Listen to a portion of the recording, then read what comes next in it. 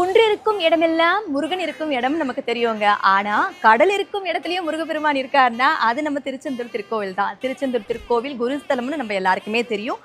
ரொம்பவே பிடித்த திருக்கோவிலான திருச்செந்தூர்ல ஜூலை 7ஆம் தேதி மகா கும்பாபிஷேகம் நடக்க இருக்கு.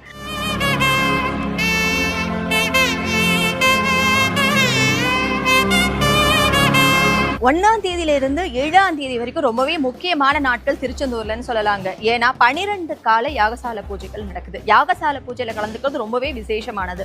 ஒருவேளை நீங்க யாகசால பூஜையில நீங்க கலந்துக்கிட்டாலோ நீங்க கோவிலுக்கு 13 வருடம் வந்த ஒரு பலன் உங்களுக்கு கிடைக்கும். அப்ப 12 காலத்தை நீங்க அட்டன் பண்ணீங்கன்னா அப்ப நீங்களே யோசிச்சு பாருங்க.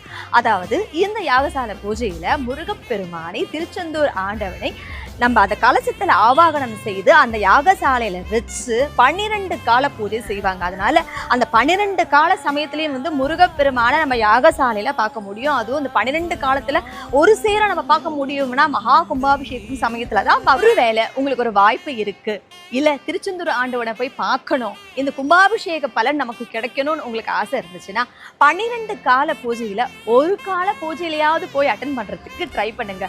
ஒருவேளை கும்பாபிஷேகத்துக்கு போக முடியல அப்படிங்கிற ஒரு ஏக்கம் இருக்குன்னா கும்பாபிஷேகம் முடிந்த அடுத்த 48 நாட்கள்ல ஒரு நாள் போய் திருச்செந்தூர் ஆண்டவனை தரிசிச்சுட்டு வாங்க.